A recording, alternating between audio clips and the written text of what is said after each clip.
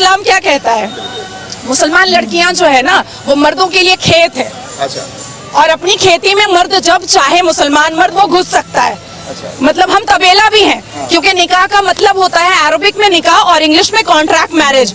मतलब हम तबेला हैं, हमारे ऊपर कॉन्ट्रैक्ट हो जाता है, एक एमओयू बन जाता है। अब वो साल भर के लिए बना है कि 8 घंटे के लिए बना है कि 9 महीने के लिए बना है वो पता नहीं है। इमाम हसन हुसैन को मरने वाला मुसलमान, तो आप अपने आप को आकर मुसलमान काफिर क्यों नहीं बोलता है? सनातनी ने तो कभी नहीं सुना हमने कि एक सनातनी ने दूसरे सनातन को मार दिया। मैंने रामायण पढ़ी, मैंने भगवत गीता पढ़ी। देखिए राहुल गांधी जी आधे अंग्रेज हैं, अभी तो डिसाइड नहीं कर पा रहे हैं कि संविधान मानना भी है कि नहीं मानना है। और दिस इज द रीजन कि जब हमारे हिंदुस्तान का कानून अभी इस बार मॉनसून सेशन में आया ना, तो सबसे ज्यादा कांग्रेस ने आवाज उठाया, क्योंकि जिन्ना का बनाया हुआ उनको शरिया लॉ पसंद था और ब्रिटिश का बनाया हुआ कानून पसंद था। हिंदुस्तान इनको पसंद नहीं है। हिंदुस्तान से ये शीश महल बनाते हैं बस, और कुछ नहीं। चोर को हम डकैत बोले, चोर बोले, चुट्टा बोले, उचक्का बोले, कमीना बोले, बात तो एक ही है ना, बात तो एक ही है ना। तो कोई भी नाम रख ले, चोर तो चोरी होता है। जय श्री राम। नमस्कार, मैं सुमित तिवारी, द न्यूज़पेपर में आप सभी का बहुत बहुत स्वागत है।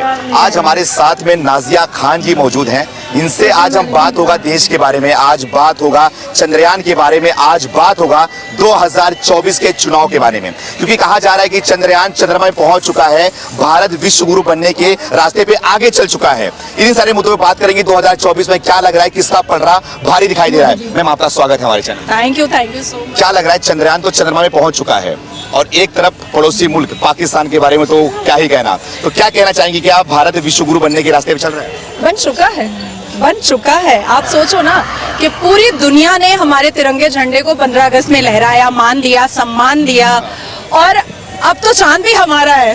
अब तो चांद पे भी तिरंगा झंडा लग चुका है। तो मोदी जी का जो एक ड्रीम था, जो सबने देखा था कि हमारे भारत के प्रधानमंत्री श्री नरेंद्र दामोदर दास मोदी जी हों और हम चांद पे चलेंगे, तो आज वो सपना भी पूरा हो चुका। और कल तो जो मतलब एक्साइटमेंट था वो मैं लफ्जों में बयान नहीं कर सकती हूँ। I know but I can't explain in words. देखिए सनातन धर्म में ना एक ठहराव है।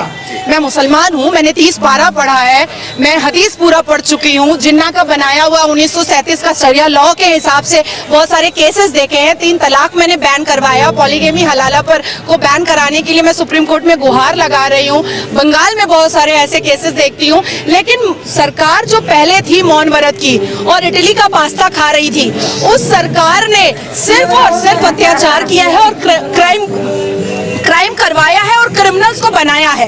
अब क्या हो रहा है ना कि क्रिमिनल्स की ऐसी की तैसी हो रही है। अब क्रिमिनल्स जो है ना वो बिहाइंड द बार जा रहे हैं। हमें भी अब समझ में आ रहा है कि लड़कियां वोकल कैसे हो सकती हैं, लड़कियां आगे कैसे पहुंच सकती हैं। मुसलमान लड़कियों के भी मुंह में जुबान हो सकता है, मुसलमान लड़कियां भी शिक्षित हो सकती हैं, मुसलमान लड़कियां भी अपने अधिकार के लिए लड़ सकती हैं, मुसलमान लड़कियां भी अपने अधिकार के लिए आवाज ऊंची कर सकती हैं। ये अब समझ में आ रहा है। एक ऐसी पार्टी थी जो मुंह में लड्डू लेकर बैठी थी और सबको टोपी पहनकर टोपी पहना रही थी। ठीक है, तो हमें ऐसी पार्टी नहीं चाहिए। आज कहा जाता है कि अरे योगी जी क्या है, वो तो सनातनी है, वो तो हिंदू है। भाई उनको किसी से प्रॉब्लम नहीं है, किसी धर्म से प्रॉब्लम नहीं है। बस इतना है कि वो अपने धर्म से बहुत ज्यादा मोहब्बत करते हैं, क्योंकि उनके धर्म और भगवत गीता ने उनको बहुत अच्छी बातें बताई हैं। भगवत गीता में ना 3 तलाक की बात नहीं लिखी हुई है। भगवत गीता में ना पॉलीगेमी 4 शादी की बात नहीं लिखी हुई है। भगवत गीता में ना निकाह मुत्ता की बात नहीं लिखी हुई है कि 1 घंटे के लिए सेक्स करो और छोड़ दो तलाक दे करके। ये भगवत गीता नहीं बताता है। भगवत गीता इंसान की जिंदगी को एक रास्ता दिखाता है, लेकिन वहीं पर on the other hand Quran में लिखा हुआ है तलाक देना, खुला लेना, 4 शादियां करना, 10 बच्चे पैदा करना, हमें खेत बोलना। हमारा इस्लाम क्या कहता है? मुसलमान लड़कियां जो है ना वो मर्दों के लिए खेत है और अपनी खेती में मर्द जब चाहे मुसलमान मर्द वो घुस सकता है। मतलब हम तबेला भी हैं, क्योंकि निकाह का मतलब होता है अरबिक में निकाह और इंग्लिश में कॉन्ट्रैक्ट मैरिज। मतलब हम तबेला हैं, हमारे ऊपर कॉन्ट्रैक्ट हो जाता है, एक एमओयू बन जाता है। अब वो साल भर के लिए बना है कि 8 घंटे के लिए बना है कि 9 महीने के लिए बना है, वो पता नहीं है। तो इतनी इनसिक्योरिटी जो इस्लाम धर्म के कुरान ने समझाया है, होली वॉर बताया है, जिहाद बताया है, उसके बाद 1000 से ऊपर जंगे बताई हैं, इमाम हसन हुसैन को मारने वाला मुसलमान, तो आप अपने आप को आकर मुसलमान काफिर क्यों नहीं बोलता है? सनातनी ने तो कभी नहीं सुना हमने कि एक सनातनी ने दूसरे सनातन को मार दिया। मैंने रामायण पढ़ी, मैंने भगवत गीता पढ़ी। अच्छा देखिए, हमारी 5 किताबें हैं आसमान की, तौरात, ज़बूर, इंजील, बाइबल, कुरान। तो जब यूसीसी आता है तो ये कहते हैं हम मॉडिफिकेशन नहीं होने देंगे। तो अल्लाह ने भी तो मॉडिफाई किया, अल्लाह ने तो डायरेक्ट कुरान दिया नहीं, तौरात, ज़बूर, इंजील, बाइबल, तब कुरान दिया। तो मॉडिफाई करने के लिए अगर मोदी जी के रूप में एक फरिश्ता आसमान से आ गया है तो हमें तो ब्लेसिंग समझ के ले लेना चाहिए ना, तो मैंने ले लिया है। मुस्लिम समाज से आती हैं, आप क्या बेबाकी से खुल के आज हमसे बात कर रही हैं, लेकिन दूसरी तरफ राहुल गांधी अमेरिका जाते हैं, वो बोलते हैं कि देश के अंदर मुसलमान असुरक्षित हैं, मुसलमान को दबाया जा रहा है, मोदी सरकार में मुसलमानों के साथ अत्याचार किया जा रहा है। देखिए, जो सांसद में आंख मारता है और फ्लाइंग किस करता है, वो कितना बड़ा चरित्रहीन है, ये दुनिया देख रही है और जनता भी समझ रही है। तो ऐसे नेता के बारे में मुझे नहीं बात करने की जरूरत है, मैंने संविधान पढ़ा है। तो मोहब्बत की बात करते हैं। दुकान में तो मोहब्बत बिकती नहीं है, ये तो दिल में होती है, हृदय में होती है। अच्छा। कौन सी दुकान में बिकने लगी मोहब्बत? तब तो हम माँ भी खरीद लेते हैं दुकान से, बच्चा भी खरीद लेते हैं दुकान से। देखिए, राहुल गांधी जी आधे अंग्रेज हैं, अभी तो डिसाइड नहीं कर पा रहे हैं कि संविधान मानना भी है कि नहीं मानना है। और दिस इज द रीजन कि जब हमारे हिंदुस्तान का कानून अभी इस बार मॉनसून सेशन में आया ना, तो सबसे ज्यादा कांग्रेस ने आवाज उठाया, क्योंकि जिन्ना का बनाया हुआ उनको शरिया लॉ पसंद था और ब्रिटिश का बनाया हुआ कानून पसंद था। हिंदुस्तान इनको पसंद नहीं है, हिंदुस्तान से ये शीश महल बनाते हैं बस, और कुछ नहीं। मैम, ये बताइए, क्या लग रहा है कि मोदी सरकार ने 9 साल में जो काम किया है, उस 9 साल के बलबूते 24 में सही लग रहा है कि हैट्रिक मार पाएगी, या फिर इस बार राहुल गांधी का चांस लग रहा है? जय श्री राम, जय श्री राम। बस मोदी और कुछ नहीं है, कुछ भी नहीं है। 24, 25, 26, 27, 28, 29, 30, 31, 32, 33, 34, 35, 50, 100 मोदी जी।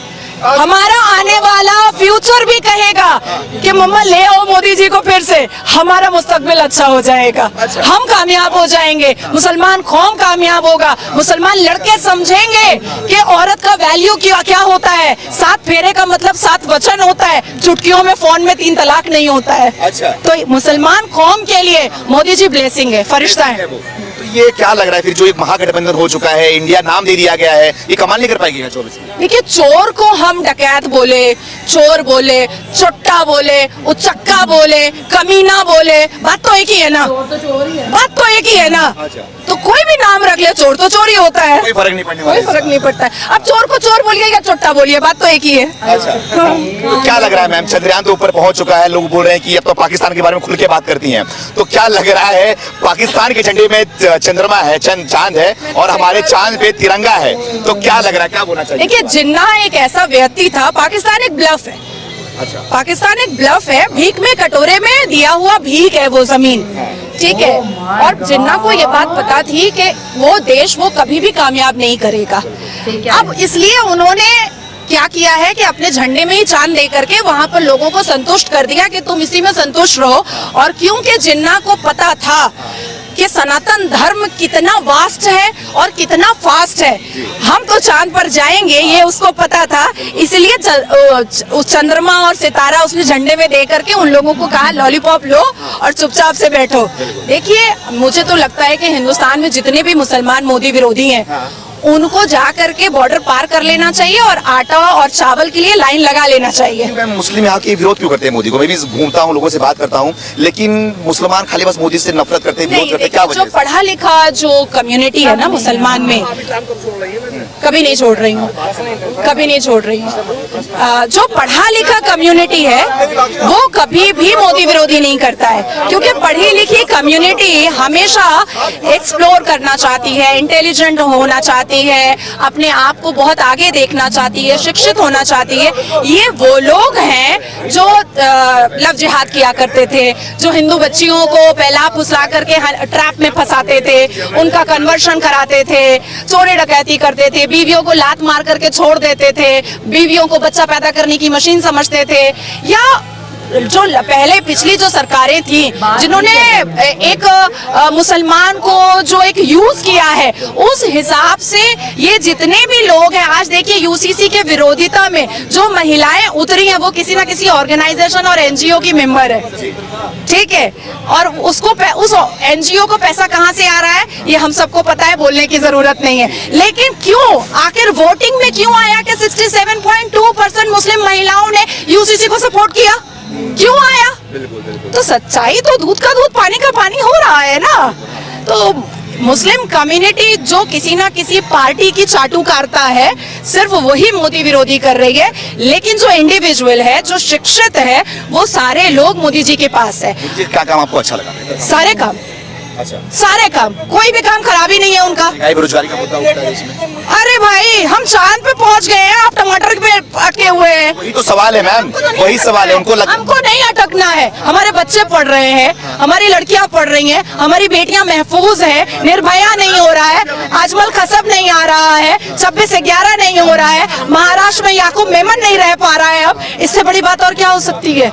इससे बड़ी बात और क्या हो सकती है? क्या चाहिए? कश्मीर में पत्थरबाज दोबारा चाहिए? अजमल कसब दोबारा चाहिए? नहीं चाहिए ना। क्या चाहिए आपको? याकूब बेरोजगारी भी नहीं चाहिए।